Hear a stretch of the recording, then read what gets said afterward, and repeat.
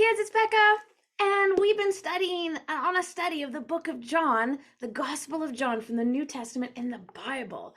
And we've been studying the 7 I ams of who Jesus is recorded in the book of John and the 7 miracles that are recorded in the book of John. There are more names and there are more miracles, but we're looking at the book of John.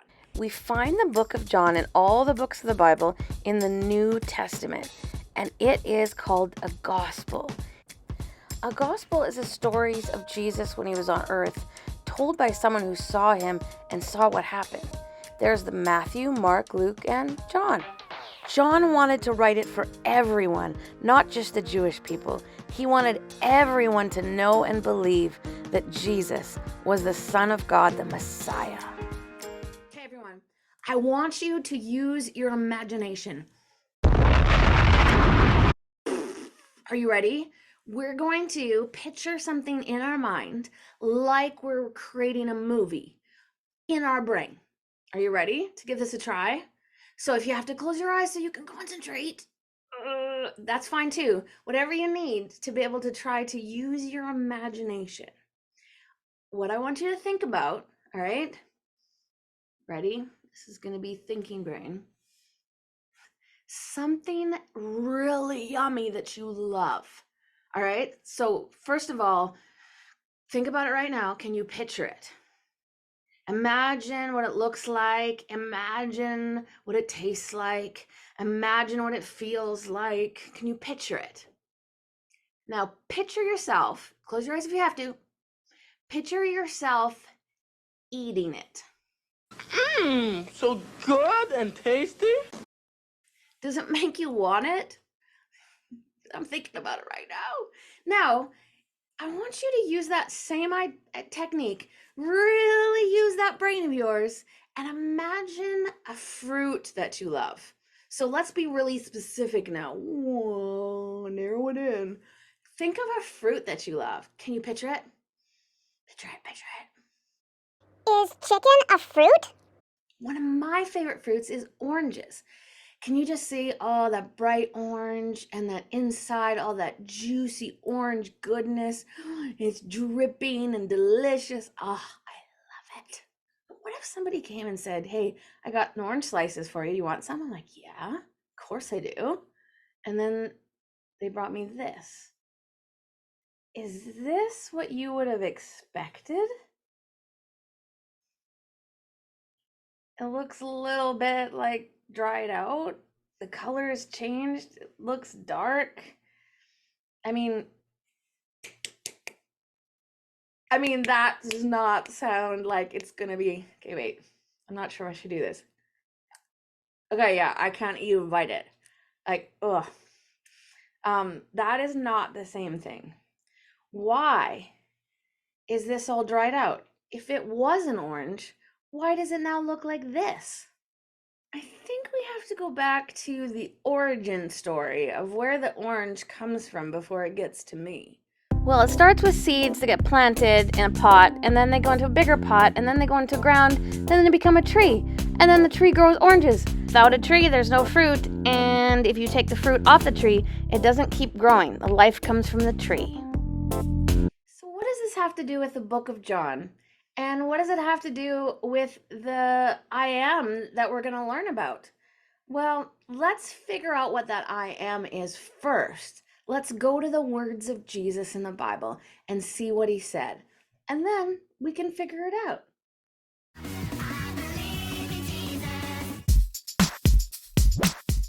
I am the vine, you are the branches.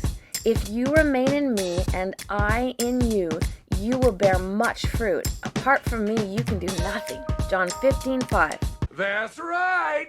So we understand a little bit about all the people that were listening and what they would understand and know and experience.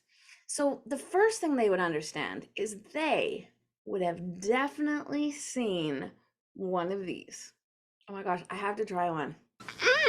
So good Yummy. and tasty. Not like that orange. Bleh. These are grown on a vine in a vineyard.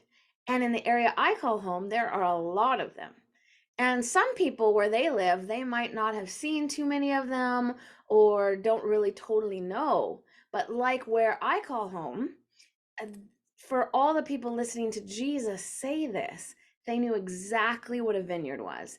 They knew what vines were, and they knew about grapes growing on the vine. They understood it. It was around them everywhere. He's using it to us to understand the truth of who he is. He's like a vine.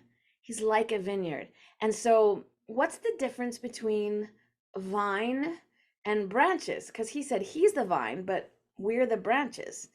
That feels like it's the same thing, but it's not. I don't get it. So the vine is the main part that comes up from the ground. And then the branch grows out from that, more than one branch. But if you take that away, the branch from the vine, that branch over there is not going to live. And it's not going to grow fruit for sure. Here we see the vine in a real picture, and the branch, and then the fruit that grows from that branch. Now life comes from that vine into the branch and then makes fruit. When we're connected to Jesus the vine, we have life. I mean, here's a branch. And this one's looking a little not like really dried out. And that's because right now it's not connected to the tree, and it hasn't been for a while. I mean, I'm holding this up there. Now, grapes don't grow on this, but other fruit grows on different kinds of trees. And there's no life coming off this. There's no leaves, there's no nothing. It's just drying out. It only would be alive and growing if it was what? Connected to the tree. So if Jesus is the vine, the place where life comes from, and we are the branches, in order for us to have life and grow fruit, just like the vines, just like the tree, we need to be attached to where the life comes from. So a branch not part of the tree is dead and not growing anything. A branch connected to the tree or the vine is growing with life, all this beautiful fruit. Jesus is saying, I'm the vine. I'm where the source of life is, and you need to be connected to me. And then, good things happen.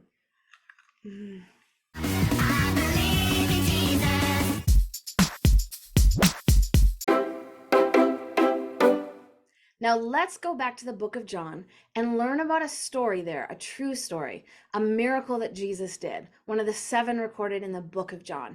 Now, this one is the first miracle recorded when he started his ministry. This is like the beginning.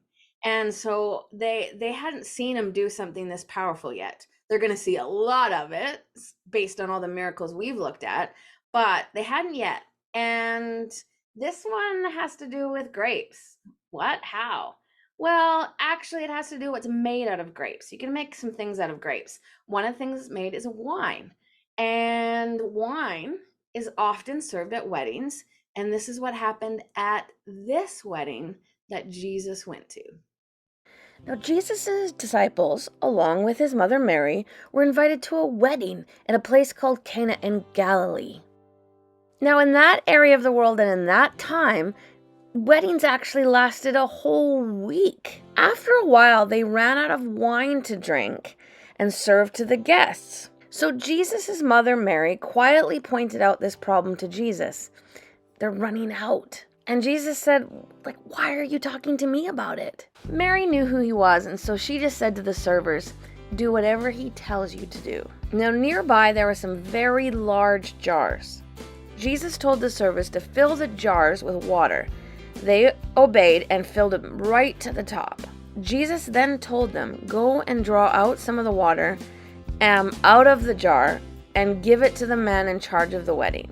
Then they took a tiny jar like a cup and dipped it into the big jar that was water and handed it to the head of the wedding. He tasted it and then turned to the groom and said, wow, everyone brings out the best wine first, then the not so good wine later. But you have kept the best until now. Jesus' disciples realized that he had turned water into wine. And they were like, wow, and they believed that he was the Son of God because he performed the first miracle where they could see his power and glory. There are a lot of things we can learn about this story. Why is it the first miracle? What was Jesus trying to say to us? There's a lot of things we can learn from it. But today, let's look at what the disciples saw. They suddenly were like, whoa, he can do things that no one else can do. No one can turn water into wine. I wonder if I could turn water into something else. Like, can I turn it into grape juice? Okay, I filled it up as close to the rim as I could, just like it says in the story. Oh my gosh, this is heavy. I mean, those jars were like the size of a person in the story of Jesus. I couldn't have lifted that up. Now, I'm supposed to dip the smaller one. Oops. Now I'm really wet. Okay. Ta-da! Grape juice. Okay, no, wait. To drink it? No, water. Okay, so this really is one of those things that only God could do. So if Jesus did it, that means Jesus is God. And the disciples were amazed and they're like, yeah, he's God. There are things that only God can do. Life only comes from God. So if we want it, we need to be connected to God. And John, who had that experience himself and was there to see this first miracle, wants all of us, everybody, to have the same understanding and experience, to know Jesus.